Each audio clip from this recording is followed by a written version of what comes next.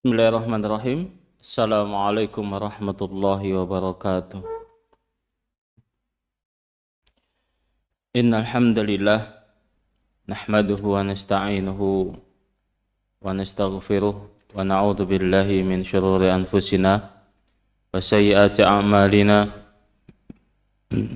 Man yahdihillahu fala mudilla lahu wa man yudlil fala hadiya lahu. أشهد أن لا إله إلا الله وحده لا شريك له وأشهد أن محمدا عبده ورسوله صلى الله عليه وعلى آله وأصحابه ومن تبعهم بإحسان إلى يوم الدين أما بعد. Ikhwat fi din azakumullah. Kita lanjutkan pembahasan dari kitab Umdatul Ahkam dengan syarahnya Taysirul Alam. Kita masuk pada pembahasan yang baru, yaitu babul adzani wal iqamah. Bab masalah adzan dan iqamah. Qala Ibnu Syarah rahimahullahu taala, al-adzanu lughatan al-i'lam. Adzan arti secara bahasa adalah al-i'lam, yaitu pemberitahuan. Sebagaimana yang Allah Subhanahu wa taala firmankan dalam surah At-Taubah ayat 3, wa adzanu minallahi wa rasulih. Maksudnya apa? I'lamun minhuma. Maksud daripada wa adzanun minallah wa rasulih artinya i'lamun minhuma, pemberitahuan dari keduanya, dari Allah dan Rasulnya. Ini arti adzan secara bahasa. Wa huwa syar'an, adapun arti secara syariat, arti secara istilah, kata beliau, al-i'lamu bidukhuli waqti sholati bi alfadhin makhsusatin.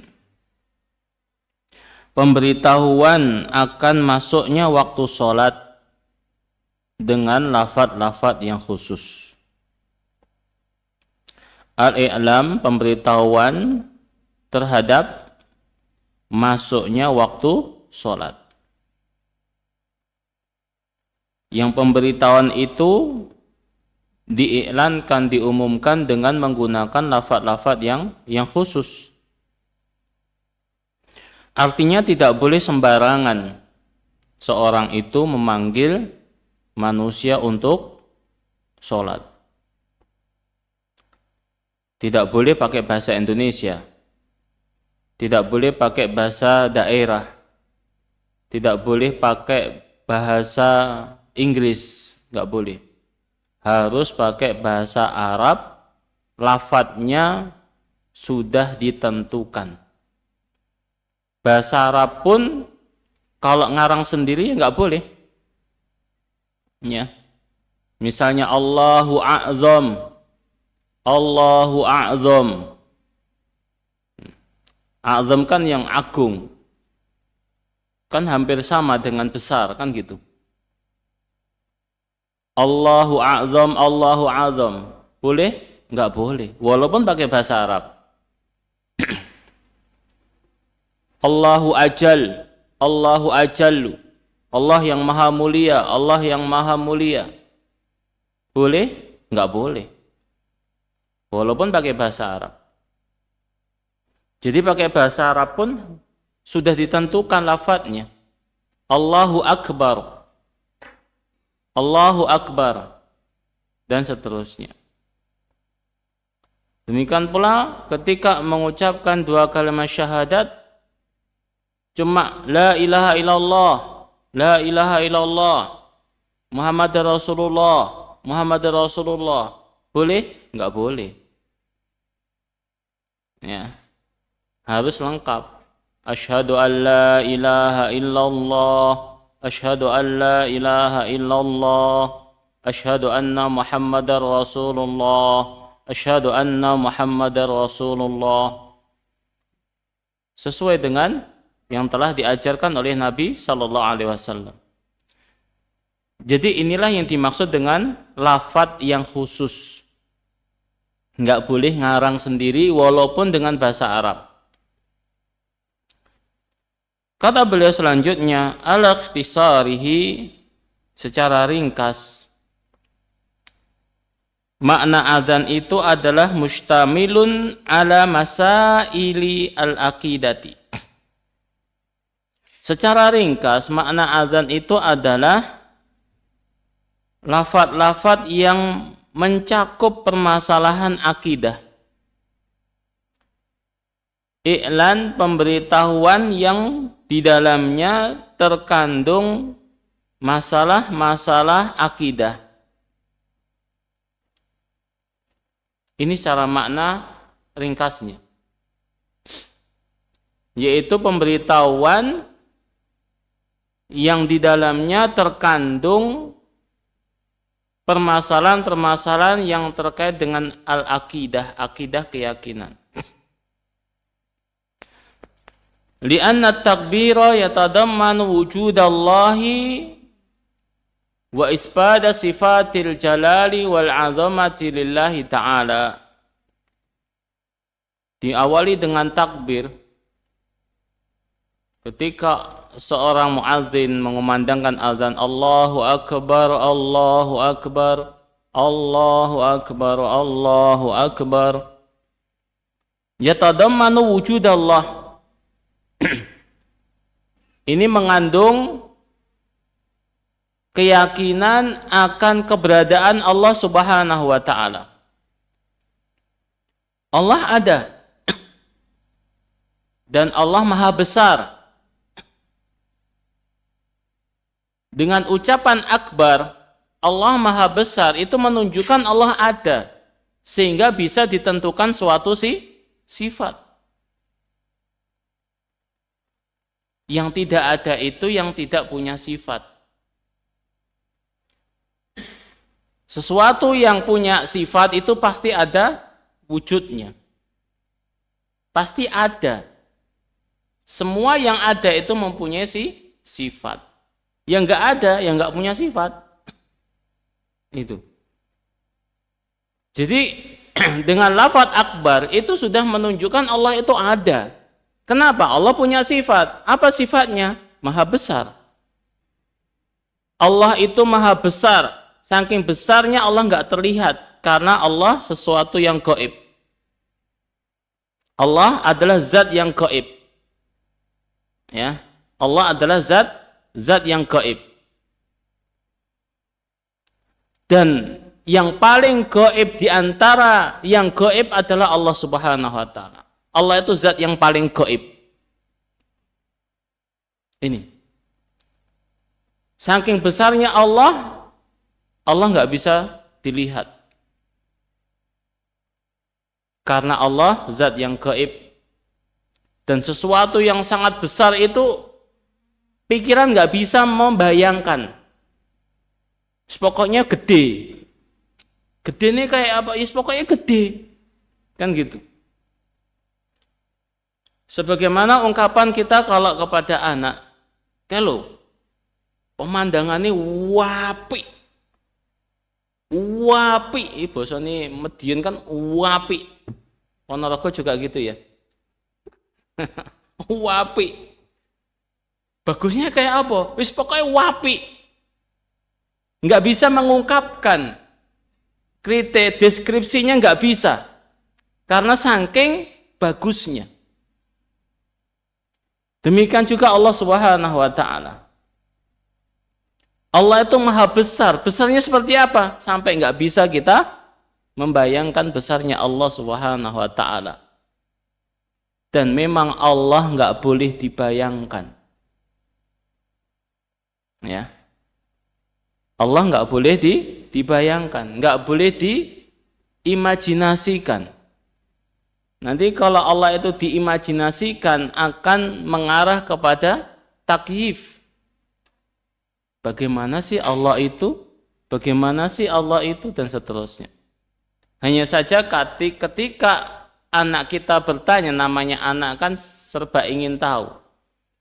Misalnya tanya kepada orang tuanya, "Bi, Allah kan maha besar. Besarnya kayak apa, Bi?" Nah, karena orang namanya anak kan ya serba ingin tahu. Maka jawabannya adalah kita pahamkan Allah itu zat yang gaib. Yang paling gaib di antara yang gaib. Artinya gaib itu apa, Bi? Gaib itu nggak bisa dilihat. Kalau kamu ingin melihat besarnya Allah, kamu harus jadi anak soleh dulu. Nanti kamu bisa melihat Allah. Di mana, Bi? Di surga. Ini. Itu kita sampaikan kepada anak kita ketika anak kita bertanya. Ini. Ikhwatifiddin azakumullah. Jadi lafadz akbar itu menunjukkan Allah itu ada. Kenapa? Karena sesuatu yang ada pasti punya sifat. Dan sifatnya Allah adalah maha besar. Demikian juga lafadz takbir itu mengandung isbata sifatil jalali wal azamati lillah. Mengandung penetapan sifat kemuliaan dan keagungan bagi Allah. Ketika seorang mengucapkan Allahu Akbar, mengucapkan takbir, maka saat itulah dia telah menetapkan sifat kemuliaan Allah dan keagungan Allah Subhanahu wa ta'ala. Karena Allah zat yang paling besar. Allah zat yang paling mulia. Ini. Kemuliaan Allah tidak ada yang bisa menyamai. Keagungan Allah nggak ada yang bisa menyamai dari makhluknya. Sehingga ketika orang itu mengucapkan takbir Allahu Akbar, semuanya kecil di hadapan Allah. Masalah apapun kecil di hadapan Allah. Problematika kehidupan kecil di hadapan Allah. Ya, semuanya kecil. Di saat sudah tertanam Allahu Akbar pada diri seorang mukmin, maka semuanya kecil di hadapan Allah Subhanahu wa ta'ala. Hanya Allah yang maha besar, hanya Allah yang maha mulia, yang maha agung. Ini. Dan ini harus kita tetapkan. Allah itu mempunyai sifat kemuliaan dan sifat keagungan. Ikhwat fiddin azakumullah. Kemudian beliau melanjutkan wasyahadatani tusbitani at-tauhid al-khalis. Dua kalimat syahadat menetapkan tauhid yang murni. Menetapkan tauhid yang murni. Syahadat yang pertama menetapkan tauhid apa? Asyhadu an la ilaha illallah. Asyhadu an la ilaha illallah. Itu menetapkan tauhid apa? Tauhid apa? Apa? Tauhid uluhiyah. Nama lainnya tauhid uluhiyah itu nama lainnya apa? Ayo. Sudah dibahas ini di kajian tauhid. Apa nama lain tauhid uluhiyah itu? Antum? Tauhid ibadah, ahsan. Nama lain tauhid uluhiyah adalah tauhidul ibadah. Jadi syahadat yang pertama, asyhadu an la ilaha illallah, itu menetapkan tauhidul ibadah. Wa amma syahadat Muhammad dan Rasulullah, syahadat yang kedua, wa asyhadu anna Muhammadar Rasulullah, menetapkan tauhid apa?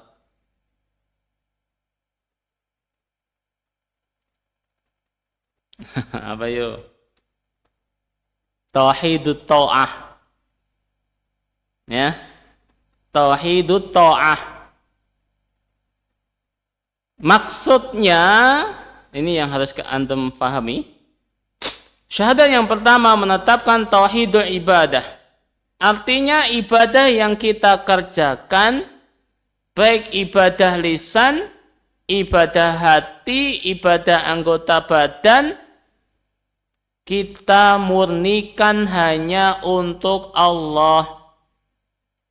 Kita tujukan hanya untuk Allah. Kita niatkan hanya untuk Allah. Tidak boleh diberikan kepada selain Allah. Tidak boleh diniatkan untuk selain Allah. Tidak boleh ditujukan untuk selain Allah. Ini. Sujud kita berikan kepada Allah. Kita niatkan kepada Allah. Sujud kita karena Allah Subhanahu wa ta'ala. Enggak boleh diberikan kepada yang lain selain Allah. Enggak boleh ditujukan kepada selain Allah. Maka sujud kepada selain Allah, maka bisa menghantarkan kesyirikan. Bisa menghantarkan kepada kesyirikan. Ini. Makanya Nabi SAW bersabda, kalau seandainya aku boleh memerintahkan makhluk itu sujud kepada kalau seandainya aku diperbolehkan untuk memerintahkan makhluk sujud kepada makhluk, niscaya aku akan memerintahkan istri sujud kepada suaminya. Ini. Artinya apa? Menunjukkan sujud kepada makhluk itu enggak boleh. Bisa menghantarkan kepada kesyirikan. Kenapa kok kita enggak langsung mengatakan itu syirik? Karena terkadang niat orang sujud kepada makhluk itu tidak untuk menyembah. Untuk menghormati. Ini. Kalau niatnya untuk menghormati, ya enggak boleh sampai sujud, sehingga dikhawatirkan hal itu bisa mengarahkan kepada kesyirikan. Lebih-lebih kalau niatnya untuk mengagungkan dan menyembah, maka ini hukumnya syirik.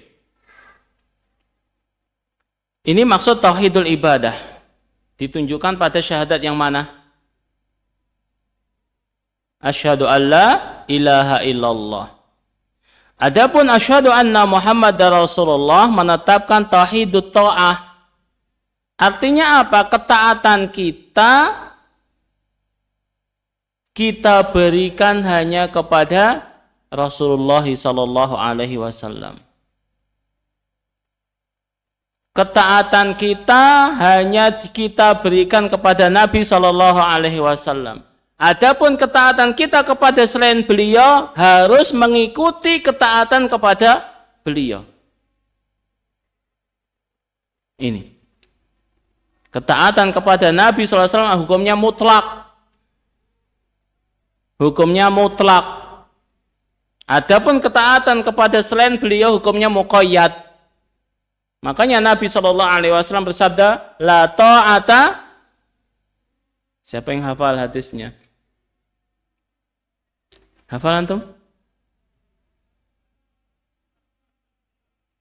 Li makhlukin fi maksiatil khaliq ahsanta. Tidak ada ketaatan kepada makhluk dalam rangka bermaksiat kepada Allah Subhanahu wa taala. Muqayyad, diikat. Ketaatan kita kepada orang tua, ketaatan kita kepada guru kita, ketaatan kita kepada pemimpin kita, kepada pimpinan perusahaan kita, itu semuanya diikat. Artinya apa? Ditimbang.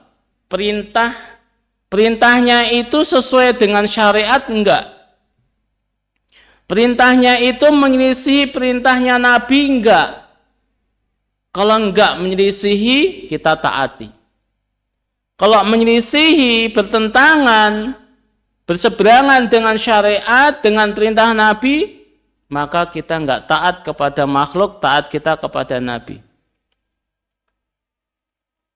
Kenapa kok kita harus taat kepada Nabi? Karena Allah mengkaitkan siapa yang taat kepada beliau, berarti telah taat kepada Allah. Man yuti'ir rasulah faqad ata Allah. Siapa yang mentaati Rasul, berarti dia telah mentaati Allah Subhanahu wa ta'ala. Karena Rasul adalah utusan Allah, karena beliau yang membawa syariat Allah, membawa risalah Allah. Beliau tidak memerintahkan kepada manusia kecuali datang wahyu dari Allah Subhanahu wa ta'ala. Ini, beliau mensyariatkan sesuatu perkara kepada manusia karena apa? Diperintah oleh Allah Subhanahu wa ta'ala. Ini. Wa ma yantiqu 'anil hawa in huwa illa wahyu yuha. Beliau sallallahu alaihi wasallam tidak berucap dari hawa nafsu, melainkan dari wahyu yang diwahyukan kepada beliau. Ini. Itu maksud tauhidut ta'ah. Ketaatan kita mutlak kepada Nabi sallallahu alaihi wasallam. Dan ketaatan beliau kepada beliau harus didahulukan di atas semua ketaatan-ketaatan kepada makhluk. Ini. Misalnya, Nabi memerintahkan A, pimpinan kita memerintahkan B. Maka kita lihat, wah perintahnya pimpinan kok enggak cocok dengan perintahnya Nabi. Ya sudah, kita tinggalkan perintahnya pimpinan, kita ambil perintahnya Nabi. Walaupun harus menghadapi berbagai macam resiko. Dan inilah merupakan ujian keimanan. Terkadang di kehidupan itu kita dihadapkan hal serupa. Kita kerja di suatu perusahaan, suatu instansi, suatu tempat, aturannya begini. Kalau enggak ikut aturan, ya sudah, ya keluar saja. Padahal gaji kita sudah besar di situ.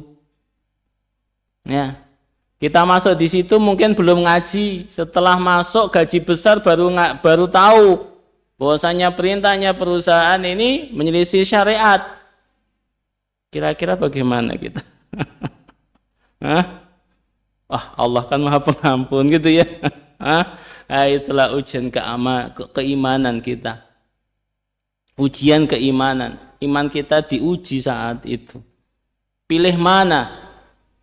Taat pada Rasul atau taat kepada pimpinan? Taat kepada Rasul akan mendatangkan pahala yang besar, selamat imannya, selamat agamanya dan akhiratnya. Walaupun resikonya kehilangan gaji. Atau taat dengan pimpinan, resikonya agama dan akhiratnya celaka. Walaupun dunianya dia dapat gaji yang besar. Nah, ini ujian keimanan. Kadang kita dihadapkan seperti itu. Ya. Oleh karena itulah harus dilatih. Harus ditanamkan kepercayaan kita kepada Allah Subhanahu wa ta'ala. Bahwasanya siapa yang taat kepada Allah dan Rasulnya tidak akan celaka. Tidak akan sengsara. Tidak akan binasa. Pasti Allah akan mencukupi dirinya dari jalan yang kita tidak tahu dari mana asalnya. Ini memang ujian Allah itu ya untuk melatih iman kita, bukan untuk mendolimi kita. Ini yang harus selalu ditanamkan pada diri kita supaya kita bisa selalu sabar dan istiqomah ketika menghadapi ujian-ujian dalam kehidupan. Ini tentang masalah tauhidut ta'ah. Wa risalatu Muhammadin sallallahu alaihi wasallam. Dan juga menetapkan risalahnya Nabi sallallahu alaihi wasallam. Ketika kita mengucapkan wa asyhadu anna Muhammadar Rasulullah, berarti kita menetapkan bahwasanya Rasul terakhir, Nabi dan Rasul terakhir yang diutus oleh Allah di atas muka bumi ini adalah Nabi Muhammad sallallahu alaihi wasallam. Tidak ada Nabi, tidak ada Rasul setelah beliau. Konsekuensinya adalah ketika orang itu menetapkan kerasulan Muhammad sallallahu alaihi wasallam, maka konsekuensinya adalah apa? Satu. Apa konsekuensinya yang disebutkan oleh Syekh Muhammad Ibn Abdul Wahab dalam Ushul Salasah? Ayo, siapa yang ingat? Siapa yang pernah baca? Ada yang pernah baca di sini Ushul Salasah? Apa konsekuensinya antum? 4. Mentaati perintah-perintahnya. 2.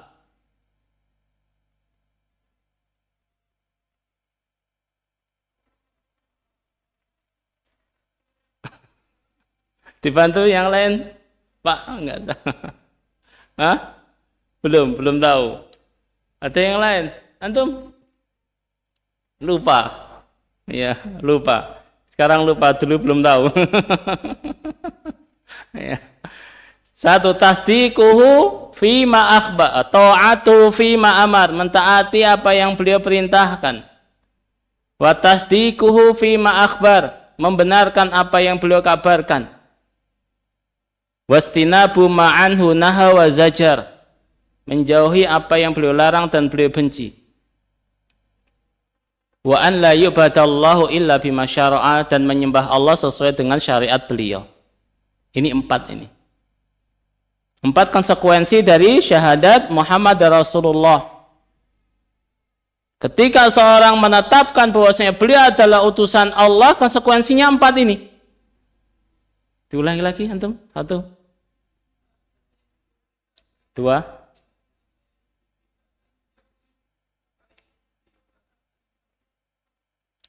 Beribadah kepada Allah sesuai dengan syariat beliau.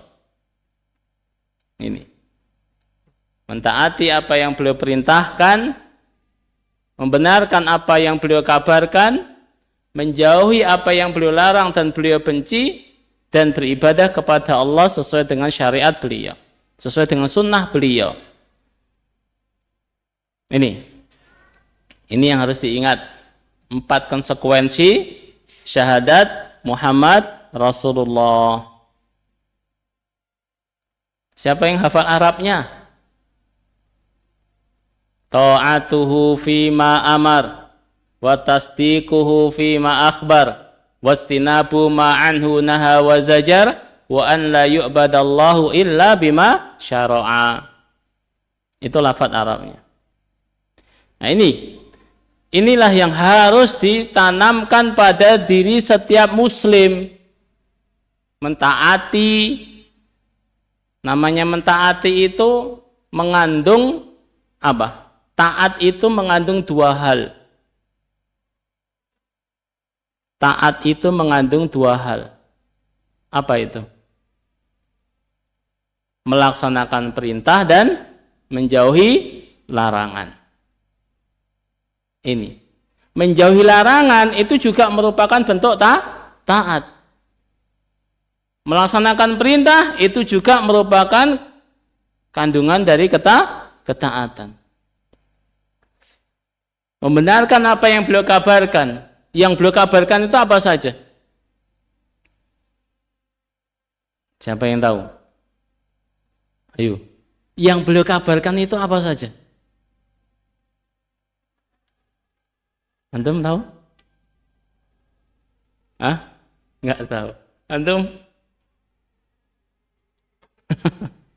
Yang beliau kabarkan itu tentang Allah. Ya, tentang Allah yang beliau kabarkan.